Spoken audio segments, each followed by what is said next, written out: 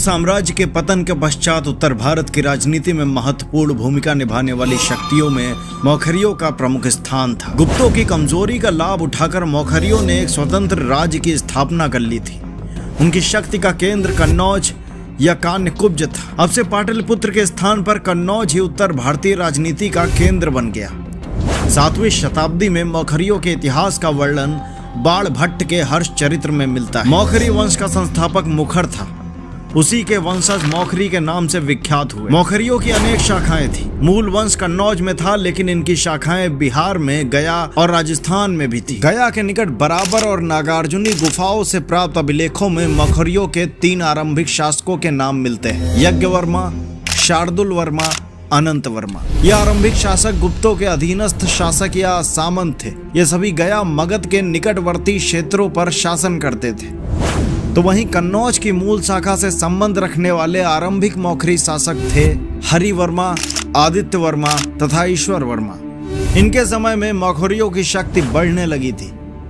मौखरियों ने कन्नौज और मगध के निकटवर्ती क्षेत्रों पर अपना प्रभाव बढ़ा लिया। इन लोगों ने गुप्तों से वैवाहिक संबंध स्थापित कर अपनी शक्ति और प्रतिष्ठा बढ़ाई। इसका आभास नालंदा अभिलेख से मिलता है, जिसमें 7 राजाओं की सूची दी गई है। इनमें से प्रथम 3 राजाओं हरिवर्मा, आदित्य वर्मा, ईश्वर वर्मा को महाराजा की उपाधि से विभूषित किया गया है। बाद के 3 राजाओं ईशान वर्मन, सर्ववर्मन, अवंती वर्मन महाराजाधिराज की उपाधि से विभूषित किया गया है। ईशान वर्मन मौखरी वंश का पहला शक्तिशाली राजा ईशान वर्मन हुआ। इसने महाराजाधिराज की उपाधि धारण की थी तथा अपने नाम के सिक्के चलाए। इस शासक का उल्लेख हरहा अभिलेख बाराबंकी उत्तर प्रदेश से मिला है। इसके अनुसार ईशान वर्मन ने गौड़ों, आंध्रों और सुलिकों को पराजित किया। ईशान वर्मन ने संभवतः मगध पर भी अपना प्रभाव स्थापित किया। इसकी पुष्टि सिरपुर, रायपुर, छत्तीसगढ़ से प्राप्त महाशिवगुप्त के अभिलेख से होती है। सर्ववर्मन 576 से 580 ईस्वी मौखरी वंश का दूसरा महान शासक सर्ववर्मन था। इसके अनेक सिक्के व मसीड़गढ़ से एक मुहर प्राप्त हुई। इसका समकालीन शासक उत्तरगुप्त शासक महासेनगुप्त था। सर्ववर्मन ने इसे पराजित कर मगध छोड़ने पर विवश कर दिया और मगध पर मौखरियों की सत्ता स्थापित की। इसने पुष्य भूतियों के साथ मिलकर पश्चिमी सीमा पर हूणों को पराजित किया।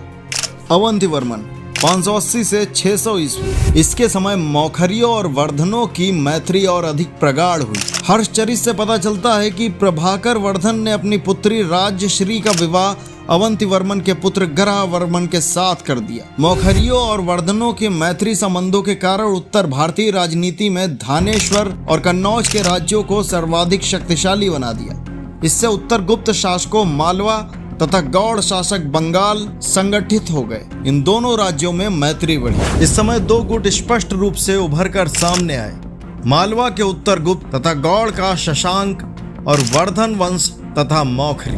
ग्रहवर्मन 600 से 605 ईस्वी मौखरियों का अंतिम शासक ग्रहवर्मन था। अवंती वर्मन की मृत्यु के बाद ग्रहवर्मन राजा बना, जबकि अवंती वर्मन ने अपने दूसरे पुत्र को मगध का प्रशासक नियुक्त किया। शशांक ने मगध पर अधिकार कर लिया और मालवा के उत्तर गुप्त शासक देवगुप्त के साथ मिलकर कन्नौज पर आक्रमण कर ग्रहवर्मन की हत्या कर दी तथा उसकी पत्नी राजश्री को कैद कर लिया।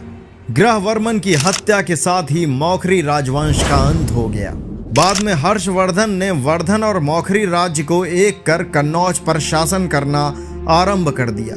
इतिहास के सुनहरे पंखों को पढ़ने के लिए देखते रहें बर्निंग इंसाइक्लोपीडिया।